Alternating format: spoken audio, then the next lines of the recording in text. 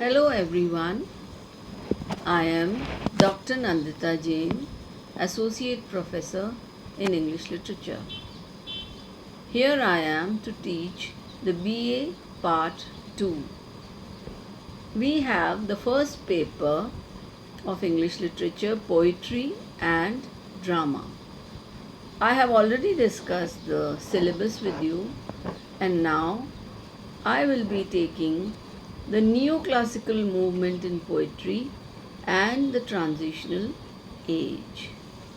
We had in first year the neoclassical age, we had a poem by Dryden.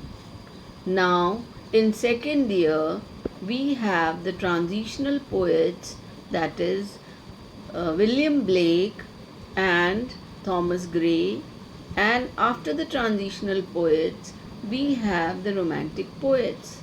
So let us first understand who the neoclassical poets were. And neoclassicism gradually shifted to transitional age, and then it came to the romantic age. Thus the romantic age was a revolt against the classical poetry, and the transitional age was a bridge between the classical poetry and the romantic poetry. 1660 to 1789 is called the Augustan age, and it is also called the classical age or the pseudo or neoclassical age. Now, the writers in this age actually imitated the old writers of the Greek and the Roman mythology. It is misnomer to call the classical age, as the writers of this age imitated the qualities of the poetry of ancient Greece and Rome. In the ancient classical poetry, at the time of Virgil and Homer, a harmonious balance was made between poetic expression and poetic substance. Dryden, Pope, Addison, Swift were the eminent writers of this age. It was the poetry of intelligence and reason. Now, reason and common sense became the hallmark of this age. Why so?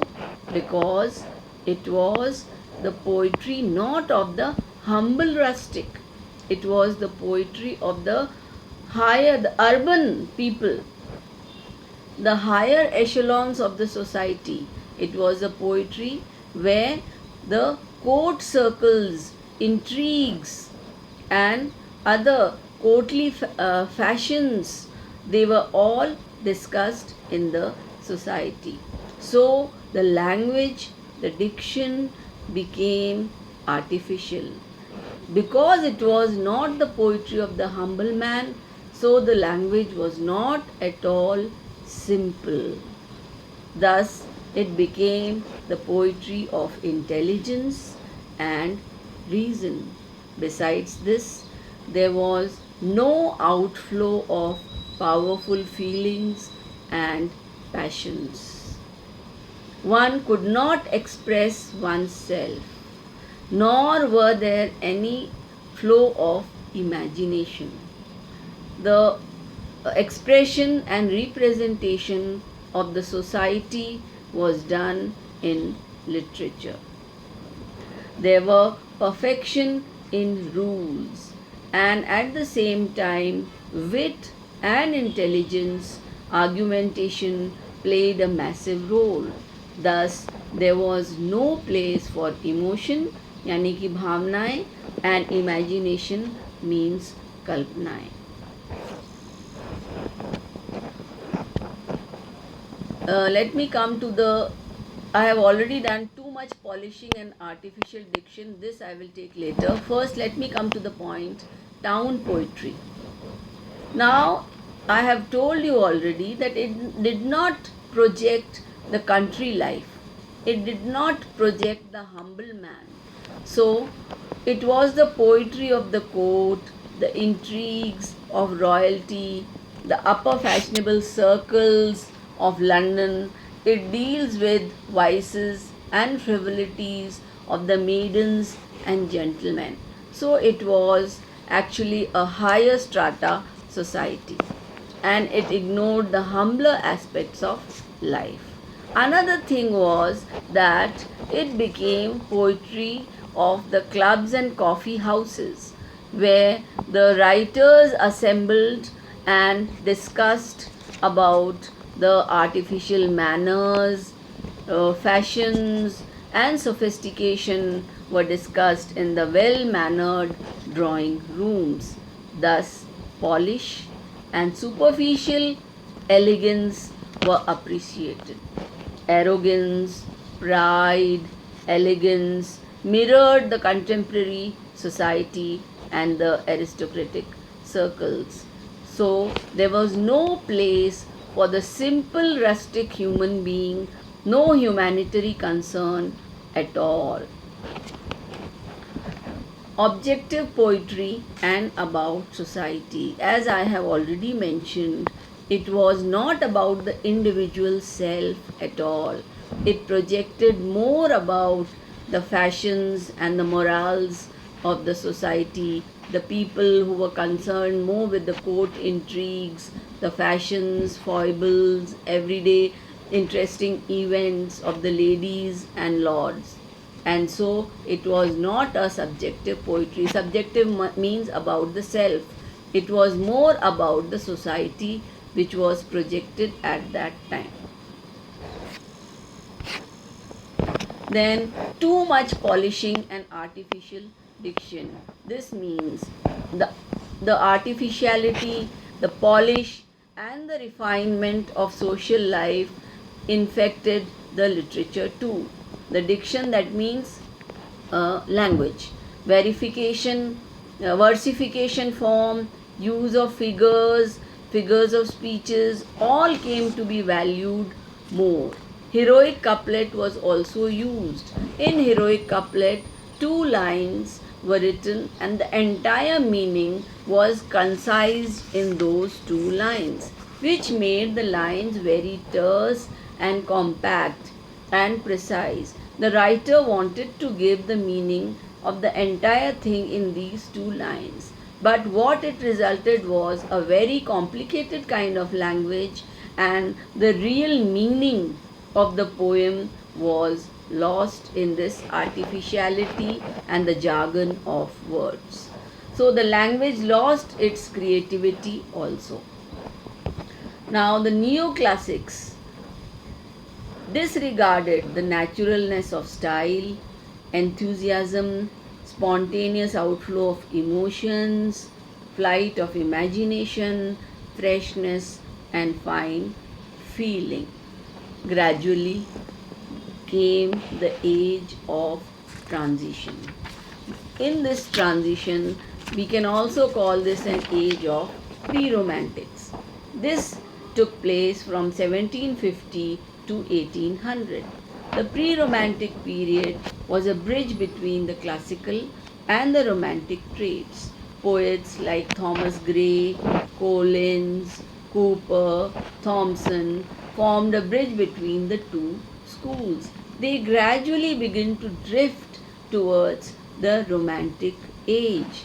The chief characteristics of this poetry was first, reaction against rules.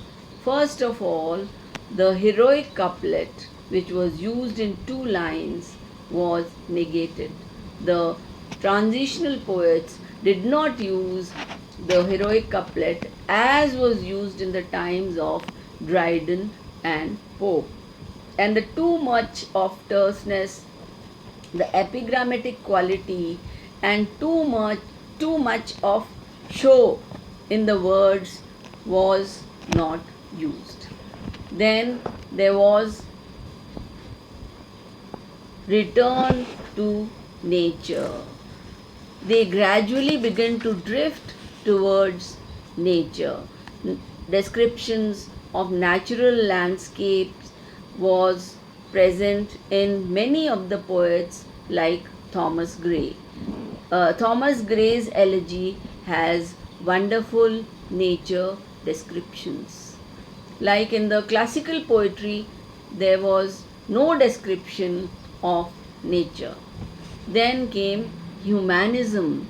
Humanism became a touching point of the transition poets too. Interest in humble humanity, the countryside setting evoked interest of these poets in peasants, shepherds, the rustics, and the humble characters. That is why the language then became the language of the simple people. The elegy sings of the unknown village rustics. Then the poetic diction and use of figures of speech. These poets had some traits of the neoclassical poets. They had the use of poetic diction, that is the language, and at the same time they used lot of figures of speeches, personifications, and the flowery language which could not be understood by a common man. Then there was the search of idealism. So the entire age of the transition poets was a drift towards humanism and idealism, and it projected a man who had a need for emotion, imagination, and one could project his own feelings and a spontaneous overflow of feelings. That is why it drifted slightly towards romanticism. The pre-romantics drifted towards naturalism, idealism, and tried to bring poetry back to reality. Crabbe, Burns, Blake, and Gray are the pioneers of this age. We have two poems in our course prescribed, that is the elegy written in a country churchyard by Thomas Gray and William Blake's The London and Tiger, which we will be reading, taking course to the age of the transition. Thank you.